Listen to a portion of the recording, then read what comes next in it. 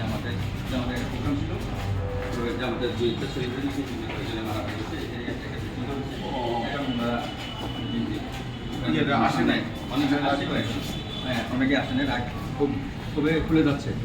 আমরা বলতেছি যে এটা আমরা আমাদের একটি প্রোগ্রামের আয়োজন করেছি, আপনারা আপনাদের মতামত ইয়ে করবেন।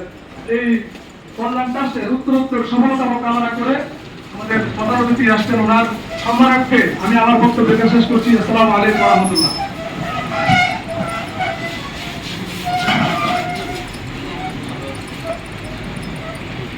সম্মানিত উপস্থিতি, এ পর্যায়ে আমাদের মাঝে উপস্থিত হয়েছেন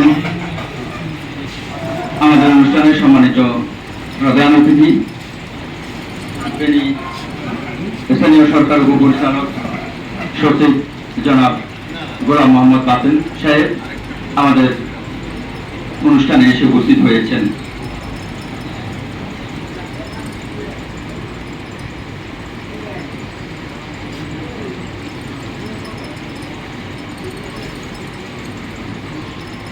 এ পর্যায়ে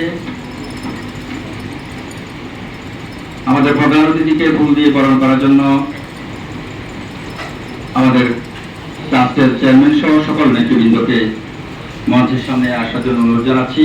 সবাই দৃঢ়ভাবে সুশৃঙ্খলভাবে আমাদের প্রধান অতিথিকে ফুল দিয়ে বরণ করে নেওয়ার জন্য আহ্বান জানাচ্ছি।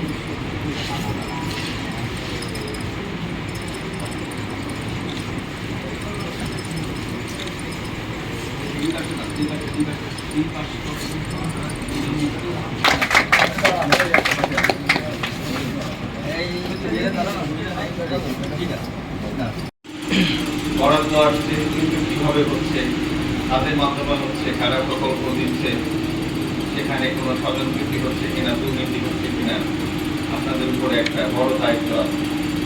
এই দায়িত্বটি সুচারুভাবে পালন করা প্রয়োজন।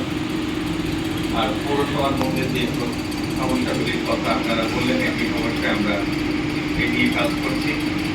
এই পৌরসভার জন্য যে একটি গ্রাম স্টেশন, এটির জন্য মোটামুটি 2-3টি জায়গা নির্বাচিত করা হয়েছে, অর্থাৎ প্রকল্প হয়েছে।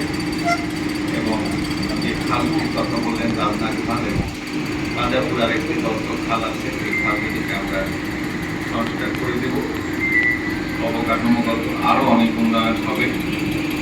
আজকে যে সাংবাদিক সংগঠনের জন্য আমরা এখানে এসেছি, এটি তাদের একটি সমবায় বা তাদের একটি কল্যাণ ট্রাস্ট, তার যে গঠনতন্ত্র, এখানে আমরা পরিবর্তন পরিমার্জন এগুলি করে আরও সুন্দর একটি গঠনতন্ত্র করার সুযোগ রয়েছে। এখানে 38 জন সদস্য আছেন দেশের বাইরের বা এই এলাকার বাইরে থেকেও এখানে সংযুক্ত হতে পারবেন। আপনারা এখানে আপনাদের কন্ট্রিবিউশন রাখতে পারবেন, সেই সুযোগ আছে।